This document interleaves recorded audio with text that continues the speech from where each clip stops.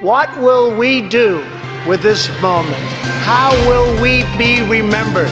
This is our future and our choice to make. I am asking you to choose greatness.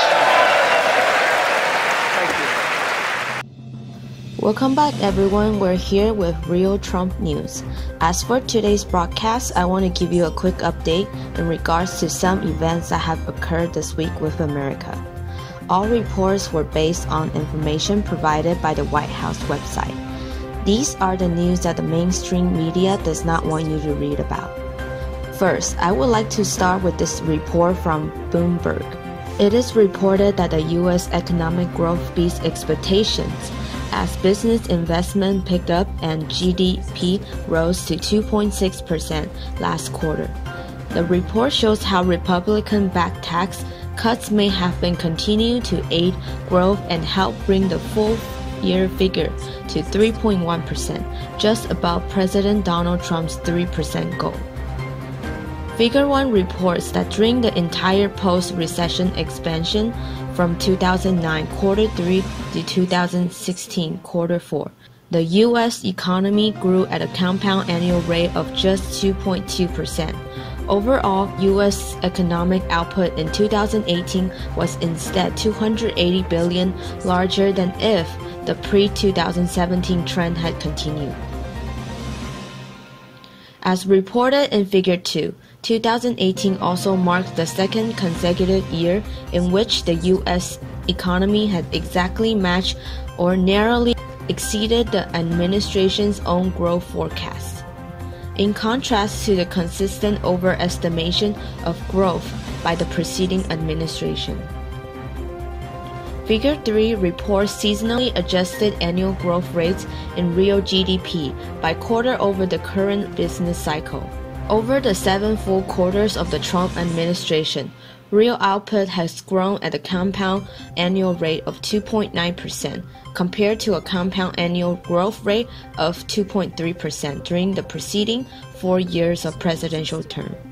In Washington Examiner, it is reported that Republican Kinzinger had been deployed to the southern border as a member of the Air National Guard 4 times now, and says he never seen more drug smuggling and human trafficking than he did on his most recent deployment this month. On his Facebook, he wrote, "Before going on my recent border mission with the Air National Guard, I was neutral on the need for a declaration of national emergency.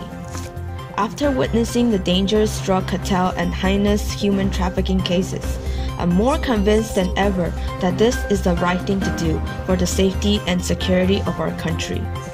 On the other hand, the White House on Wednesday praised airline in Vietnam for signing agreements to purchase more than $20 billion in U.S. built planes and technology. President Trump and Vietnamese President Nguyen Phu Trong attended a signing ceremony that involved trade deals between a number of airline companies based in the two countries. These agreements reflect the deep economic partnership between the United States and Vietnam today. In Fox News, Jane Carafano writes that President Trump sent a message that matters by ending the North Korea summit. The ongoing pain is what actually protects us and our allies from the threats of North Korea's nuclear weapons. To relax the pressure before Kim gives up his nukes will put Americans at risk. Thankfully, the president stuck to his negotiating objectives. Trump is not Obama. He won't cut a deal just so he can say he cut a deal. At the North Korea summit, President Trump said, "We just left Chairman Kim. We had a very productive time. Secretary Pompeo felt that it wasn't a good thing to be signing anything. At this time, we have some options, and at this time, we decided not to do any of the options, and we will see where that goes." One of the reporters asked Trump during the press event. He asked, "Was the North Korean demanding for lifting of some sanctions the real sticking point here? In that, did you not want to do that, or they did?"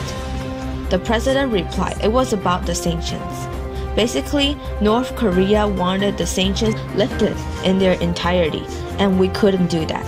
They are willing to denuke a large portion of the area that we wanted it. But we wouldn't give up all the sanctions for that. So we continue to work and we'll see. But we had to walk away from that particular suggestion. They have tremendous potential, unbelievable potential, but it was about sanctions. I mean, they wanted sanctions lifted, but they weren't willing to do an area that we wanted it. With that said, we will continue to keep you updated. We would love to hear from all of you. Do leave your comments in the comment section. Tell me what you think of these headlines. Also, if you have a moment, come and visit us on Facebook. Alright, thank you so much for watching.